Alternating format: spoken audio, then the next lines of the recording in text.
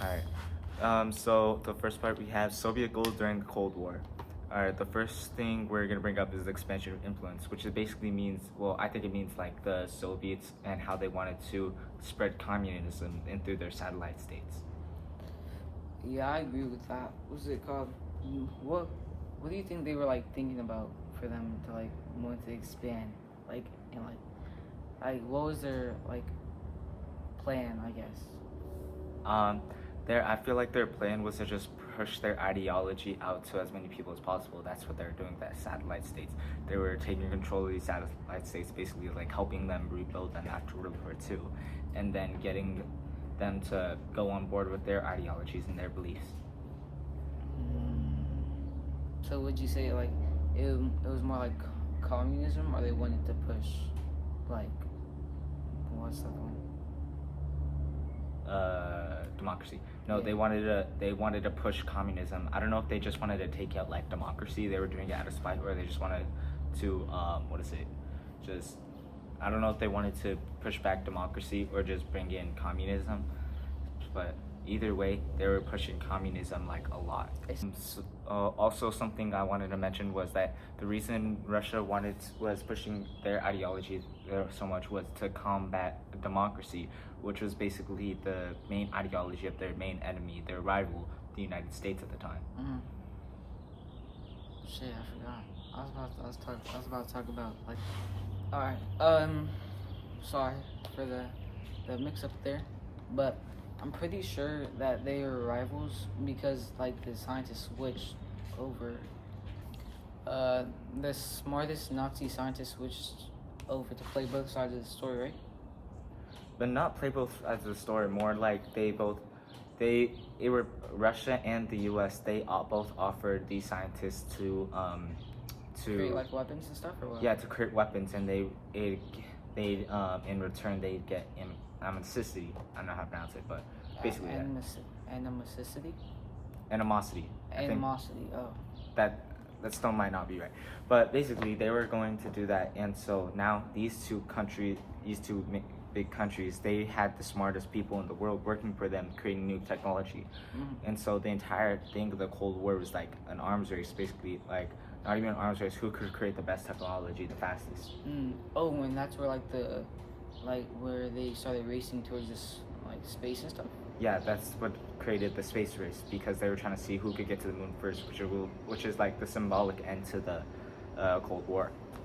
The Soviet Union's support for Egypt during the Cold War was more of a strategic alliance, because it was mostly aimed at countering American influence in the Middle East. They didn't want America to have too much control of Egypt, because they had like a lot of precious metals and materials. The Soviet relationship with Syria during the Cold War which was around like 1995 to 1991. It was more strategic and for an enduring partnership. They wanted to have like a strong relationship with Syria in the long term.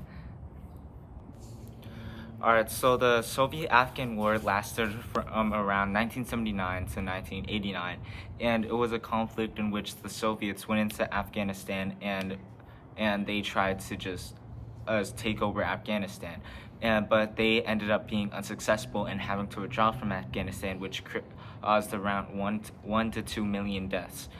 And the result was that Soviets, they failed to turn Afghanistan into communism and let it be taken by the U.S. The Soviet Union experience during the Cold War was characterized by a fundamental paradox.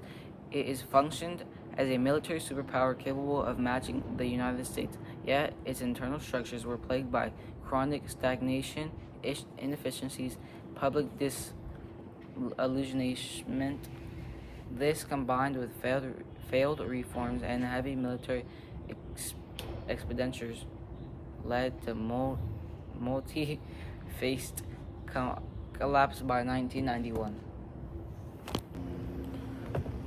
The Soviet Union mainly collapsed because their economy, it was stuck at like just one point. It wasn't moving or going. They spent a lot of money on their military, which in theory would be good to defend themselves, but they had no money for their economy now. Yeah, I'm pretty sure because of that, they wanted to keep doing stuff, and that's why they went in debt, right? Or like Yeah, how, they kept going into conflicts with no money, and they kept getting even to more debt.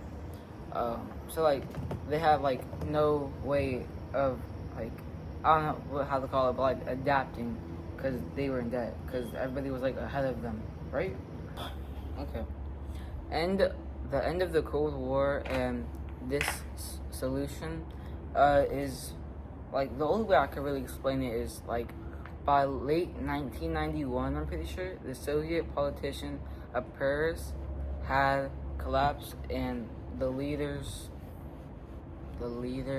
of the Republic members created the Commonwealth of Independent States, efficiently rendering the USSR absolute.